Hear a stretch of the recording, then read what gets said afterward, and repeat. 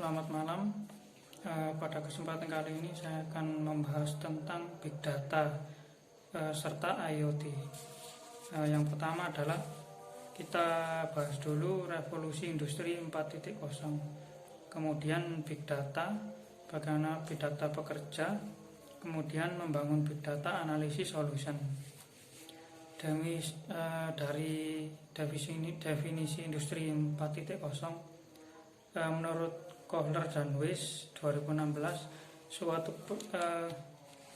industri 4.0 adalah suatu pendekatan untuk mengontrol proses produksi dengan menyediakan proses sinkronisasi secara real time dan menyesuaikan produksi.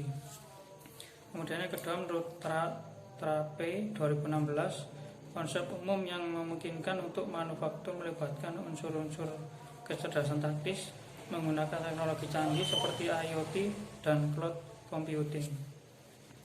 Big Data, kita bahas Big Data. Tujuan dari industri 4.0 adalah satu, mempersingkat waktu menuju market. Kedua, memperpendek siklus inovasi yang dulu proses pembelajaran lama sekarang menjadi lebih cepat. Kemudian produk yang lebih kompleks, seperti perkembangan komputer. Dulu komputer bentuknya besar, sekarang sudah ditemukan komputer seukuran cincin, yaitu ukuran mikro. Kemudian volume data yang besar membutuhkan kecepatan dan volume yang besar pula. Tujuan yang kedua adalah meningkatkan fleksibilitas, yaitu produksi massal secara individu. Yang selanjutnya, mampu menghadapi pasar yang tidak stabil, lalu produktivitas yang tinggi.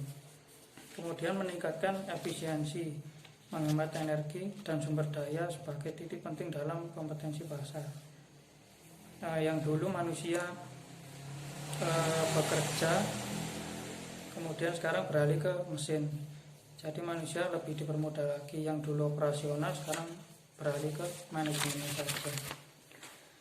Selanjutnya adalah revolusi industri pada abad 18, yaitu industri 1.0,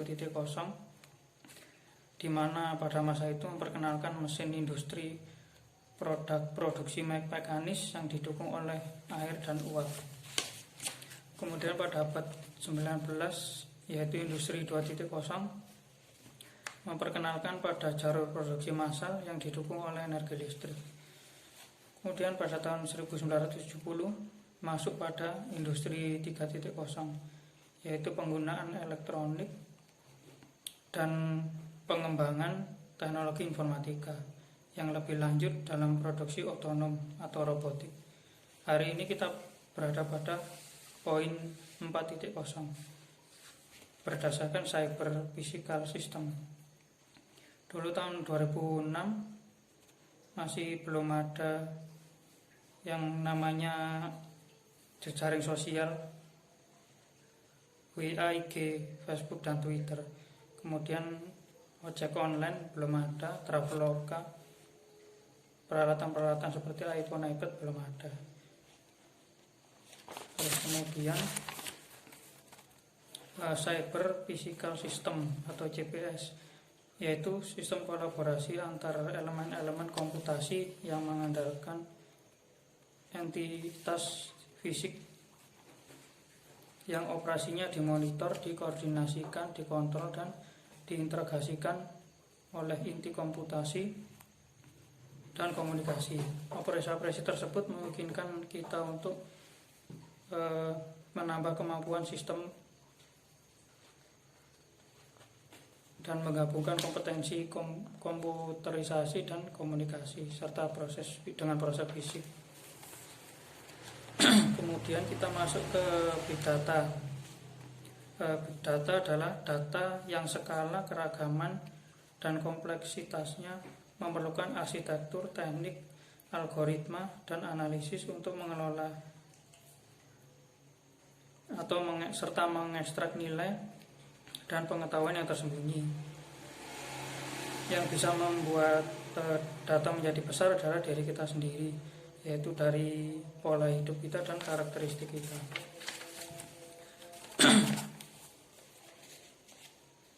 Selanjutnya dalam big data ada yang kita lihat adalah yang pertama variety atau complexity atau keragaman. Dalam satu aplikasi bisa menghasilkan banyak bermacam-macam data. Jadi seseorang dia akan memiliki jejaring sosial lebih dari satu. Kemudian perbankan akan memiliki rekening lebih dari satu, dan menggunakan online shop lebih dari satu, maka bersifat kompleks. Yang kedua velocity atau kecepatan atau speed, yaitu data yang dihasilkan dengan cepat maka membutuhkan proses yang cepat. Maka keputusan yang cepat itu harus didapatkan, karena jika tidak bisa menyimpulkan dan cepat, maka akan kehilangan kesempatan. Kemudian yang ketiga real time atau fast data. Contohnya dulu scanner adalah manual, docking scanner, sekarang sudah masuk ke HP, di mana yang bisa setelah di-scan bisa memperbaiki secara otomatis.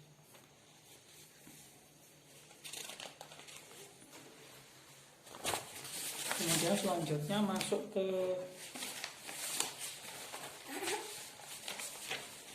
dalam IoT, Internet of Things. IoT adalah konsep di mana sebuah objek physical device mempunyai kemampuan untuk mentransfer data digital melalui jaringan internet. Poin pertama adalah thing atau device, objek fisik yang dilengkapi dengan sensor yang dapat menangkap data dari lingkungan fisik, dan ada aktuator yang akan melakukan aksi tertentu berdasarkan data fisik. Di situ ada sensor, yaitu parameter fisik yang diubah ke sinyal elektronik. Kemudian ada juga aktuator, yaitu yang mengkonversi sinyal elektronik ke dalam output fisik. Yang poin kedua, setelah things kita masuk ke gateway, yaitu perantara data yang dikirim ke cloud atau ke cloud. Di sana juga ada pengkompresan data dan filtering data. Kemudian masuk ke cloud gateway. Di sini data dikompresi dan masuk ke dalam security, tentang keamanannya.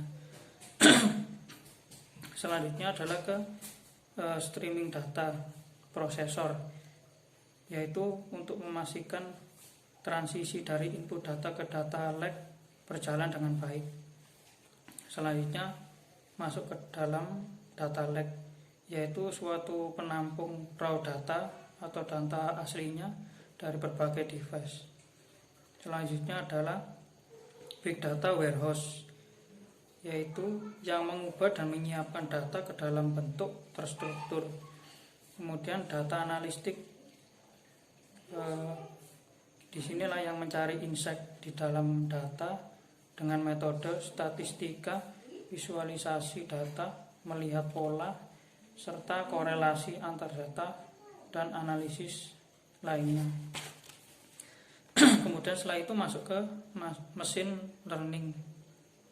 Di sini memanfaatkan kecerdasan buatan atau artificial intelligence untuk mengotomatisasikan beberapa hal dalam IoT, yaitu membuat model pembelajaran mesin dengan algoritma artificial intelligence berdasarkan data yang diberikan untuk mengotomatisasi beberapa hal dalam IoT. Selanjutnya masuk ke dalam control application, yaitu mengirim aksi secara otomatis ke aktuator berdasarkan data atau model yang telah dihasilkan.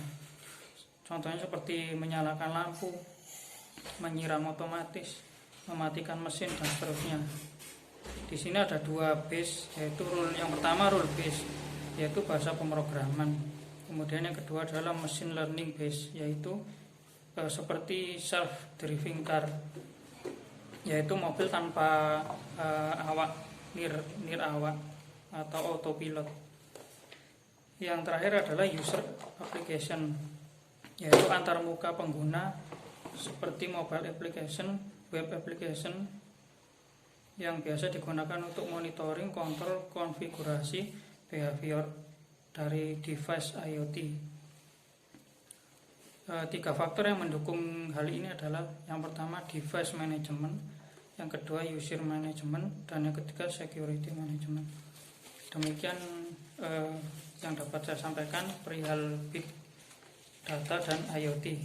Sekian, terima kasih.